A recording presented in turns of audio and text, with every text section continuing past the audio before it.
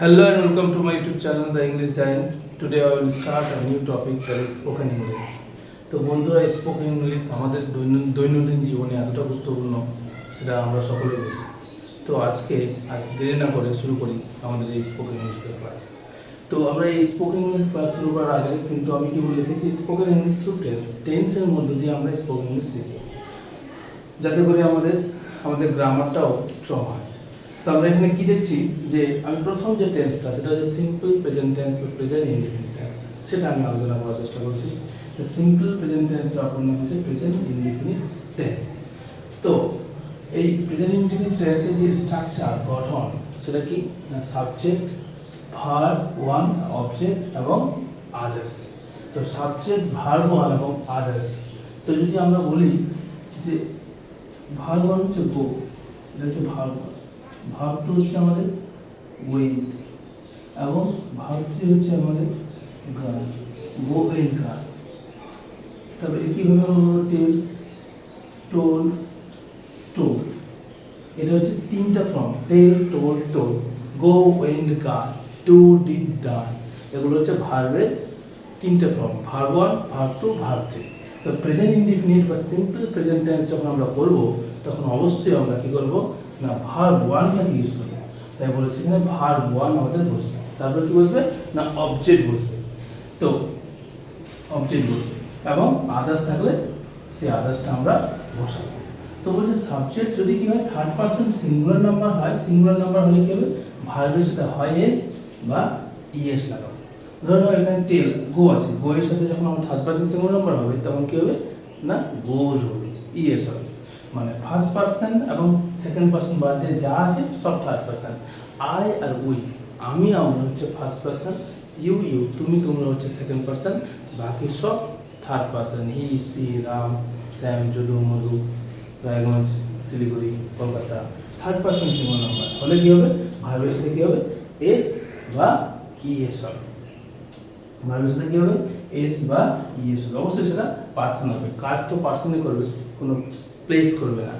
তো সেক্ষেত্রে আমরা কি করবো, ভার্বের সাথে এস বা ইএস লাগাবো। গো এর সাথে ইএস হবে গোজ, আর টেলের সাথে হবে এস, টেলস। এরকম কিছু কিছু ভার্বের ক্ষেত্রে ইএস লাগে, কিছু কিছু ভার্বের সাথে এস যুক্ত হয়।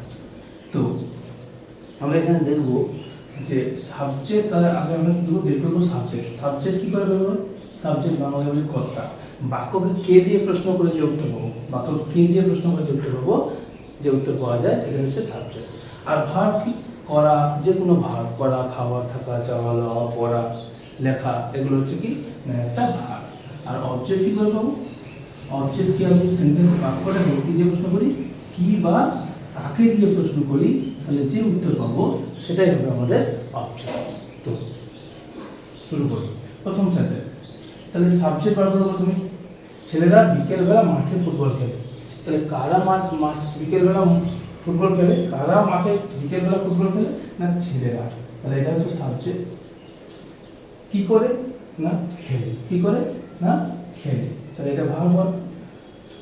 এবং কি খেলে না, ফুটবল, তাহলে এটা অবজেক্ট। বাকিটা বিকেলবেলা মাঠে, দুটোই হচ্ছে অ্যাডভার্ব। একটা হচ্ছে অ্যাডভার্ব অফ বিকেলবেলা হচ্ছে অ্যাডভার্ব অফ টাইম, আর মাঠে হচ্ছে অ্যাডভার্ব অফ প্লেস। চলো ছেলেরা, আগে লিখবো কি সাবজেক্ট, সাবজেক্ট ছেলেরা। ছেলেরা ইংরেজি হচ্ছে দ্য বয়েজ, দ্য বয়েজ, ছেলেরা, ছেলেরা হচ্ছে দ্য বয়েজ। কি করে না, খেলে। তবে ভার্ব ওয়ান হবে খেলে, খেলা ইংরেজি হচ্ছে প্লে। এখানে এস বাই এস হবে না, কেন হবে না, কারণ সাবজেক্ট যে বয়েজ আছে সেটা কিন্তু third person plural number, singular number হলে শুধু এস হবে, প্লুরাল নাম্বার হলে এস বাই এস ভার্বের সাথে হবে না। খেলে, কি খেলে না, অবজেক্টটা হচ্ছে ফুটবল, তাহলে ফুটবল খেলে। না কোথায় খেলে,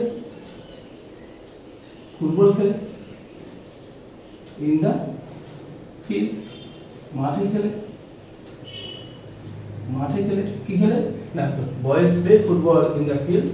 কখন, সন্ধ্যাবেলা, সন্ধ্যাবেলা কি হয়, ইন দ্য ইভিনিং, সন্ধ্যাবেলা কি হয়, ইন দ্য ইভিনিং। তাহলে the boys play football in the field in the evening. Next, Rita দুধ পছন্দ করে, দুধ পছন্দ করা বা দুধ পছন্দ করে, কিন্তু তার বাবা চা পান করে। তাহলে এখানে দুটো সেন্টেন্স আছে। এটা কিন্তু বা বাট, এটা একটা কোঅর্ডিনেট, এটা একটা কনজাংশন। এটা কিন্তু একটা কনজাংশন, তার আগে আমাদের কি আছে, একটা সেন্টেন্স আছে এবং তারপরে একটা সেন্টেন্স আছে। রিতা, তাহলে আমি লিখবো রিতা। রিতা হচ্ছে আমার সাবজেক্ট। কে দুধ পছন্দ করে? না রিতা। কি করে? না পছন্দ করা, এটা হচ্ছে ভার্ব, এবং দুধটা হচ্ছে অবজেক্ট। কি পছন্দ করে? না দুধ। তাহলে কি বলবো? রিতা পছন্দ করে ইংলিশে like. Third person singular number বলে কি হবে? এস যুক্ত হবে, লাইক এস যুক্ত হবে, লাইকস হলো। কি পছন্দ করে? দুধ, মিল্ক। কি বলছে? বাট, কিন্তু। বাট কিন্তু তার বাবা, মেয়ের বাবা বলে কি হবে? Her father. তার বাবা কি করে?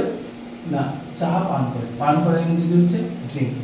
কিন্তু যদি দুধ পান করা বলতো, বোঝাতো, তাহলে আমরা বলতাম ড্রিঙ্ক। জল পান করা বোঝাতো, তাহলে ড্রিঙ্ক।